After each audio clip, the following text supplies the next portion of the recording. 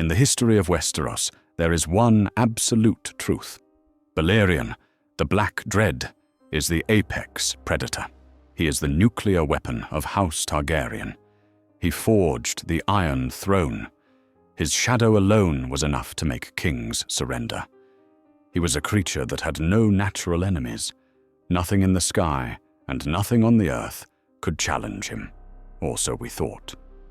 In the year 56 AC, Balerion returned to King's Landing after being missing for over a year. But the dragon that landed in the courtyard of the Red Keep was not the conqueror we knew. He was wounded. On his side was a jagged rent, a scar, 9 feet long. It was still bleeding. It was fresh. Let's apply some logic here. Balerion is the size of a small town. His scales are harder than steel and iron. Scorpions bounce off him. To tear a 9-foot wound into the flesh of the Black Dread would require force, claws, and teeth of a magnitude that simply does not exist in the known world. So, the question that terrified King Jaehaerys, the question that should terrify us, is not, where did they go? The question is, what hunted the Black Dread? Today, we are solving the darkest mystery in fire and blood. The doom of Aerea Targaryen. To understand the horror, we have to understand the victim, Princess Aerea Targaryen. She wasn't a warrior. She was a rebellious, frustrated teenager, living on Dragonstone under the strict, suffocating care of her mother, Rhaena. Aerea felt like a prisoner. She was high-spirited, desperate for adventure, and desperate to escape. She didn't want to rule, she wanted to leave. And on Dragonstone, the ultimate vehicle for escape was waiting in the yards. Balerion was old by this point. He had been the mount of Aegon the Conqueror and Maegor the Cruel. He spent his days sleeping, sluggish and heavy. Aerea, in her youthful arrogance, likely thought she could tame him. She thought she could saddle the old beast, fly to King's Landing, or perhaps fly to the free cities to live a life of luxury. One morning in 54 AC, the Dragon Pit guards found Balerion gone. Aerea was gone. Now, here is the first clue to the mystery. Aerea was an inexperienced rider. In A Song of Ice and Fire, we are told that once a dragon is in the air, the rider can guide it, but only if the rider has a will strong enough to command the beast. Aerea wanted to go to King's Landing, or maybe Pentos. But Balerion didn't care what a teenage girl wanted. Balerion was old, and when old creatures are tired, they don't go to new places. They go home. Balerion was born in Valyria. He was the only living creature in the world that remembered the freehold before the doom. When Aerea whipped him into the sky, she likely lost control almost immediately. Balerion turned east, not to Pentos, not to Volantis. He kept flying, past the maps, past the safety of civilization. He took her to the one place in the world where humans are strictly forbidden. For more than a year, the king sent search parties. They looked everywhere. They offered rewards, but the skies were empty. Then, on the 4th day of the 4th moon of 56 AC, the shadow returned. Balerion descended into the Red Keep, but he didn't roar. He landed heavy, sluggish, and hurt. But as terrifying as the dragon's condition was, it was nothing compared to the rider. Sir Lucamore Strong of the King's Guard carried the princess to Maester Benefer. She was unrecognizable. She was wasted away, skeletal, yet hot, burning hot. This is where the story shifts from fantasy adventure to biological horror. And I want to warn you, the details we are about to discuss come directly from the private accounts of Septon Barth, the smartest man in Westeros, and they are gruesome. They placed Aerea in a bed, but she was so hot that the very air in the room began to heat up. Her skin was feverish, flushed red. Her eyes were bloodshot, 2 red pits in a skeletal face.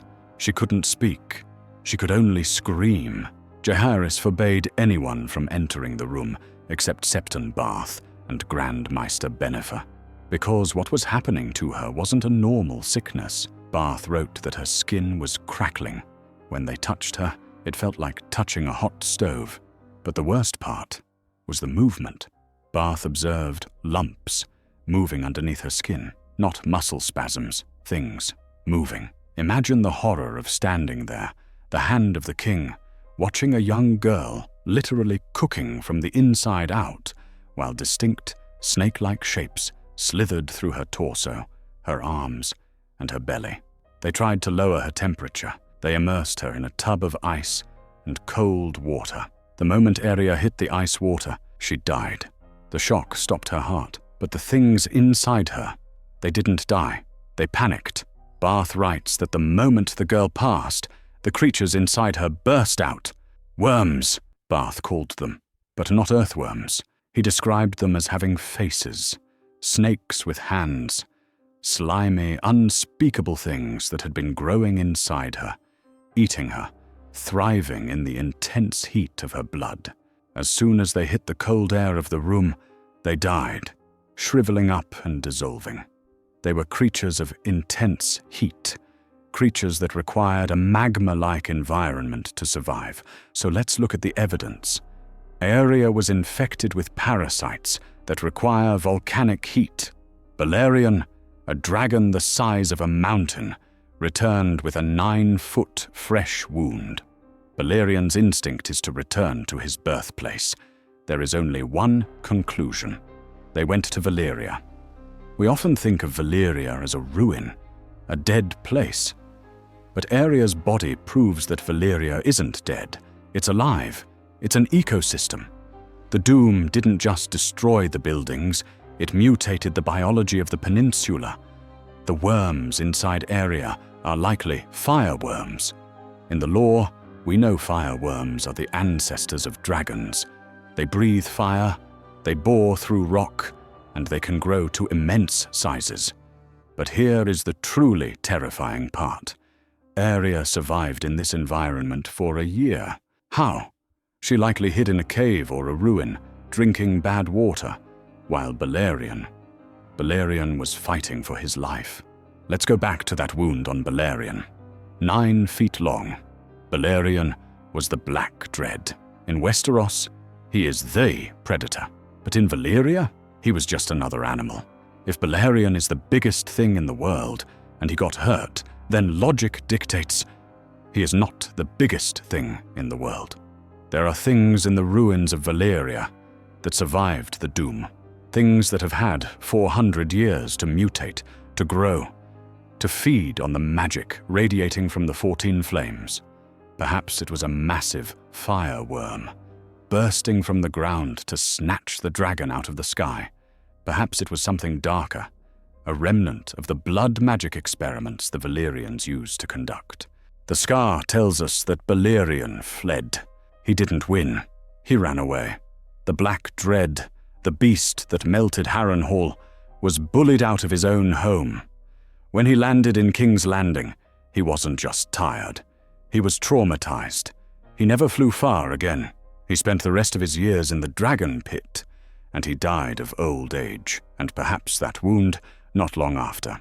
The story of Aerea Targaryen is the most effective horror story George R.R. Martin ever wrote, because it uses the unknown as a weapon.